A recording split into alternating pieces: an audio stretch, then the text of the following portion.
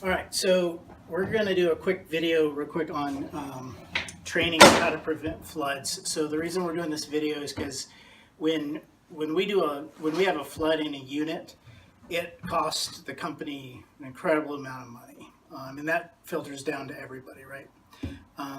So give you an idea of how much we lose on that. So if we have a flood in one unit, let's say it's a lower unit, it takes us 10 units before we make that money back. So for every one flood we have to redo 5 to 10 more units, higher on that in 10 units, to make up that money. That's on our average one.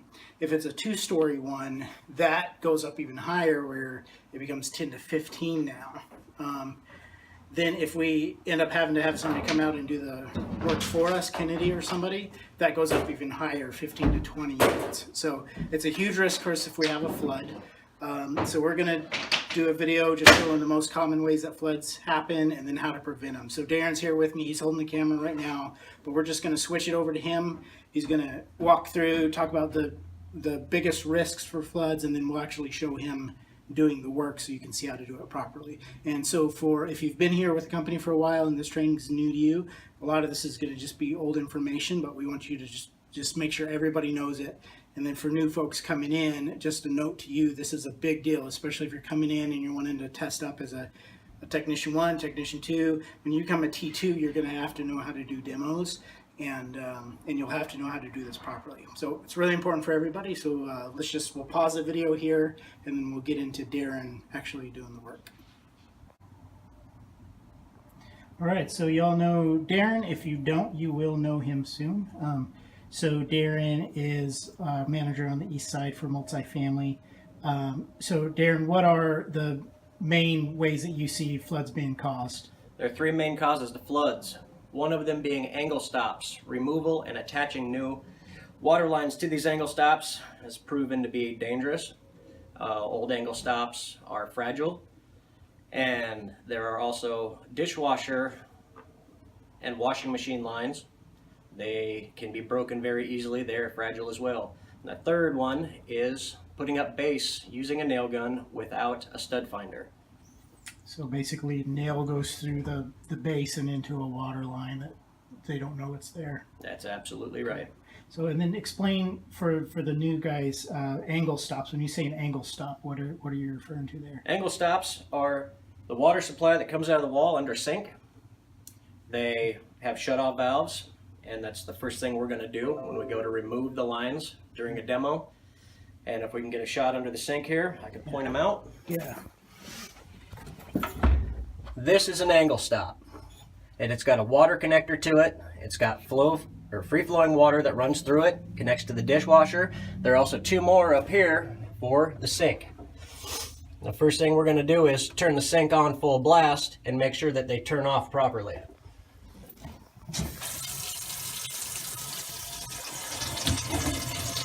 And one is a cold water supply and one's a hot water supply. That is right.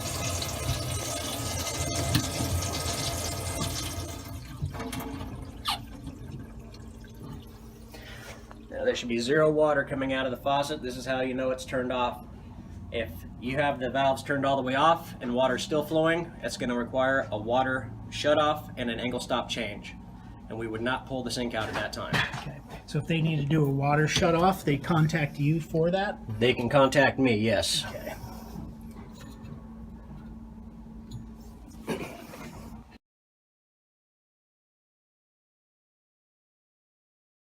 Pliers to take the supply lines off the angle stops. Use 2 hands during this procedure. If they wiggle, they can break in the wall or they can break off right there at the stop. So we're going to grab it with one hand and use the pliers in the other one to loosen it and take it off.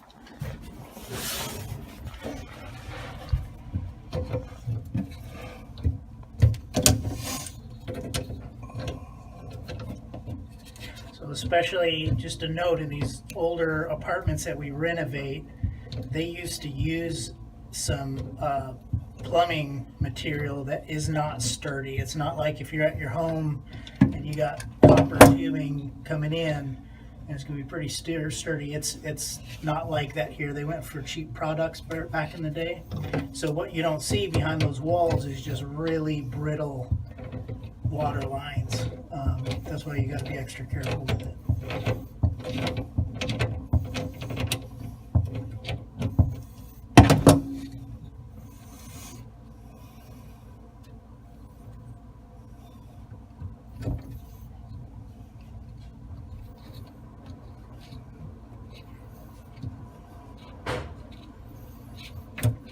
There's not a lot of room to move under here, so just take your time and do it right. Just like so.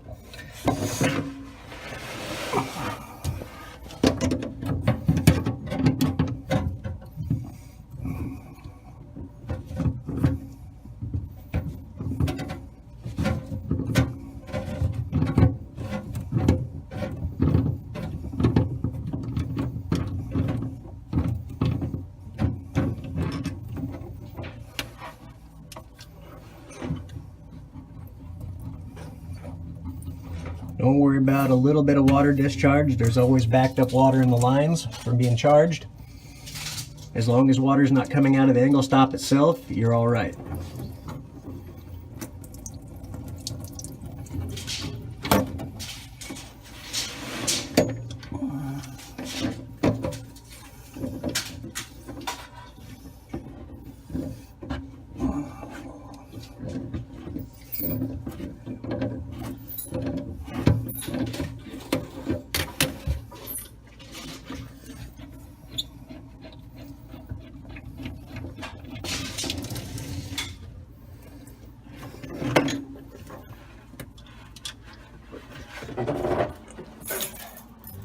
And those lines are disconnected. All right.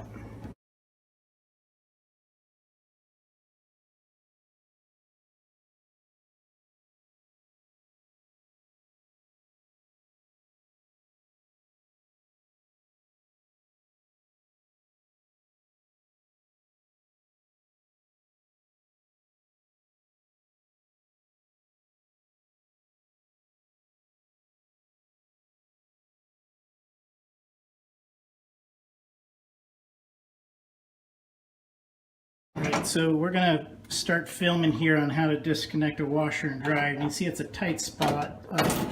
This setup is different depending on the property, but essentially you're going to either have a double stack washer and dryer or a single washer and dryer, but on the back end it all looks the same. So the lighting's not the best back here, but you've got a hot water line and a cold water line, and then you've also got a drain, and Darren's going to talk through all that with you here and where everything goes. All right, so we paused it just to get a little bit of light here so you can see a little more what he's doing. Make sure these are off, both sides. Then we are going to disconnect the lines from the washer itself, not the wall.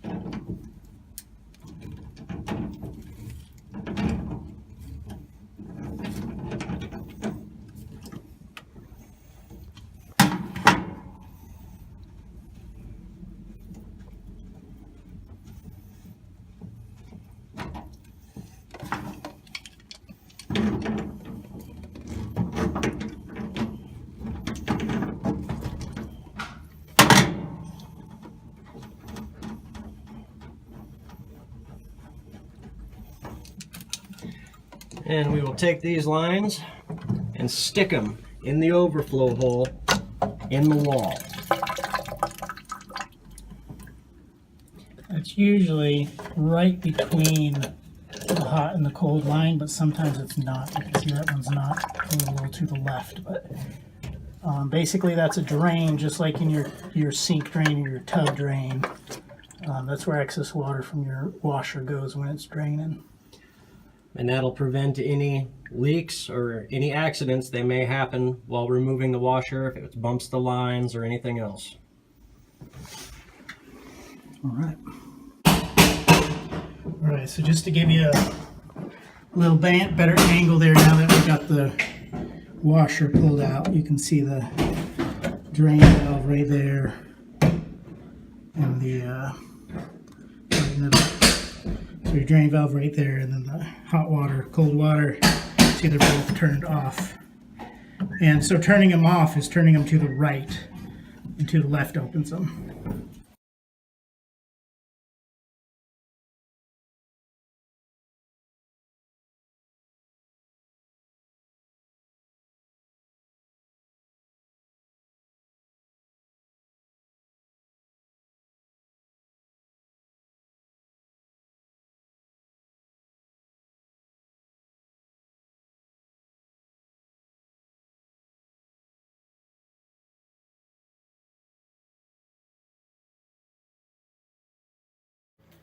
Hello my fellow employees, this is Darren with another video on how to avoid floods in a unit.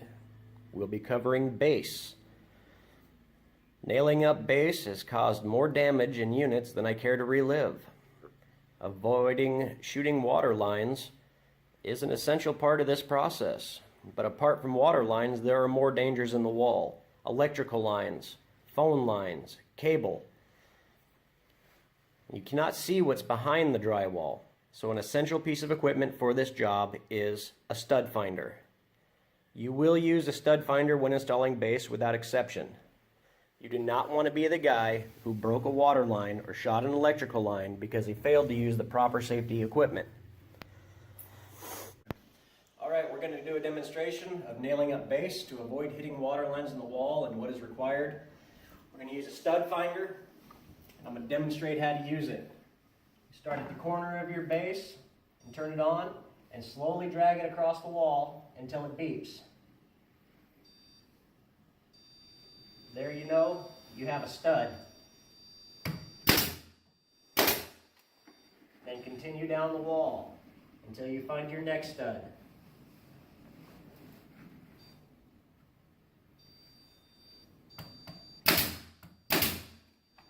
Just like that. Stud finder is absolutely necessary during this process. Thank you.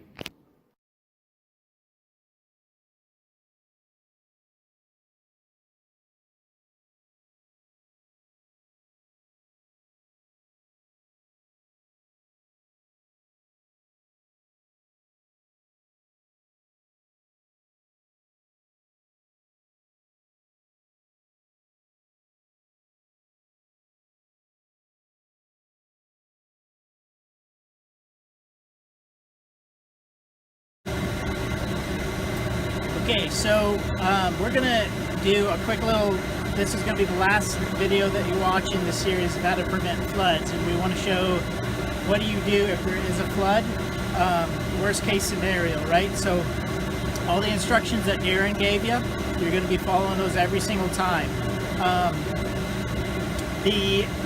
But what happens when things go wrong? That's what we're gonna talk about now. So the very first thing, if you know that there's a water leak, if you're taking off let's say you're put on trim and you hit a water line, whatever it is, if you know there's a leak, the very first thing you're going to do is you're going to call your supervisor. So that's going to be Darren, Damien, Adam, just whoever your direct report is.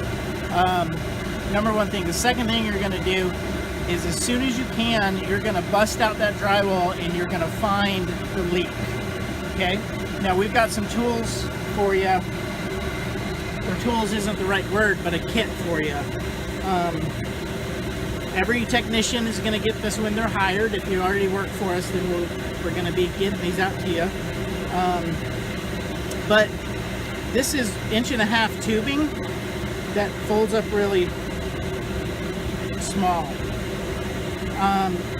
You're gonna attach this to the water line and then run the other end of your hose to a drain, a sink, toilet, whatever, just so it's not going on the ground. Once it's on your water line, then you're gonna cinch it down with a little clamp. So what that does is it's going to take a lot of time for your supervisor to get in and get the water shut off. And even after the water shut off, that pipe has to drain. All the water that's backed up in that system is going to be draining that entire time. There's an incredible amount of water in a very short time that can ruin the unit below, you know, 2-3-story building. You can ruin all 3 units all the way below. It could be a huge deal for the company and for the property that we work for as well. So in a second, I'm going to just show you start to finish. Keely's working the camera right now. She's going to just back up a little bit. We've got just a scenario. Just pretend this is a full wall. We got drywall. We have a CPVC pipe running. And I'm just going to demonstrate how this system works. So just imagine you're working, and then in this scenario, it's going to be hit with a nail gun, the pipe gun.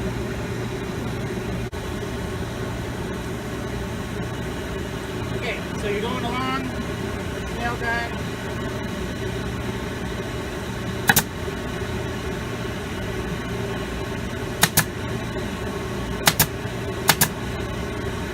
Okay, so I've officially hit that water line.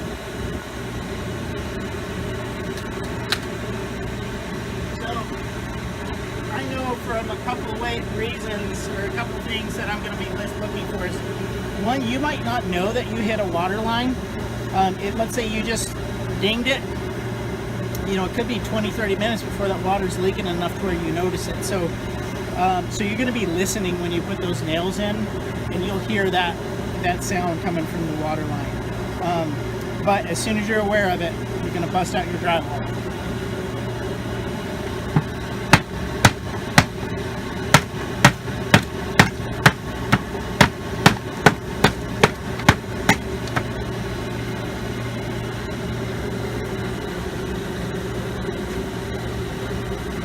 Alright, so yeah, get a close up there, Keely. So in this situation, this is brand new CPVC. In the units, it's older stuff, and it'll probably just split out that entire water line. But when you do demos, you need to have some sort of tool to cut through. So when you're hired, you get a drywall saw. That will work. Just basically you need something to get through that line. So I'm going to cut through the PVC. If you be careful, because on this older units, this stuff is so old and so brittle. If you're going to break a water line down here, you can very easily break it further up the line. So you want to make sure as you're cutting it, whatever tool you're using, or if you're just breaking it, that it is secure with one hand before you start cutting.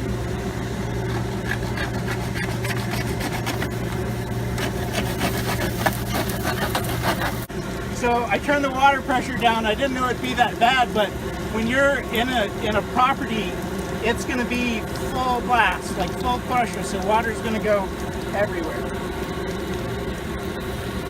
Okay, so you can see how messy this gets and how uneasy it would be. So just be prepared for that, but you got to get it as quick as you can. So water's running, I cut my line. Basically, I'm going to put this on the water line.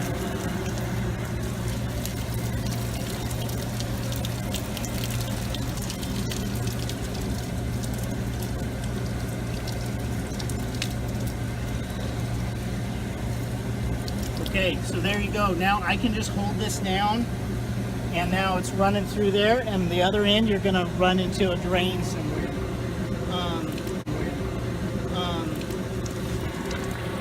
And then to tighten this down, you're going to get a screwdriver and just start cinching this down. Alright, so there you go. So you cinched it down. Now the water's running out of your tube. It's going to be running to a sink. You can see how much water came out in that process. I know I'm moving slow. You're going to want to move quicker than that. But you can see the risk of a leak, how much water can flow, and just imagine the damage that that's doing. So time is really important. I do want to make a note. You saw the difference between when I first hit that line with a nail. There wasn't much water coming out of there at all. In that kind of a situation, just think what's the difference. If you cut that line, so much more water is going to come out. So if it's just a pin nail, or it's a finish nail, and all it's done is punctured it and it hasn't split out your line, then you're not going to cut that because it's just a little bit of water coming out. You're just going to get a rag and you're just going to wrap it around there and start soaking up that excess water. But if it's significant water coming out, then you're going to want to do this. Typically it's going to be significant water because those old lines are so brittle, right? So I just want to review right quick. So first thing you're going to do is you're going to call your supervisor. Second thing you're going to do is you're going to bust out the drywall, and then you're going to look and see how big the leak is. If it's just a small puncture and it's a small leak, just get a wet rag and start soaking up that water until your supervisor gets there. If it's a big leak, a significant leak, cut your line with a tool. You can use a drywall saw, whatever you've got on hand. Put your blue hose on. Run the hose to the sink first because that hose needs to be fully stretched out for it to work. And then clamp down and divert that water as soon as you can. Alright, so if you have any questions about this at all, ask your supervisor. Get clarity from them because everybody needs to know this. And it doesn't matter if you're T1, T2, T3, you need to know it. If you are doing demo, if you're T2 or T3 and you have permission to do demos, you want this kit with you every time. You want a hammer, the tubing, the clamp, and something to cut a wire with. Alright guys, as always, thank you for all that you do. We couldn't do it without you. We appreciate you. Alright, I'll see you in the next training.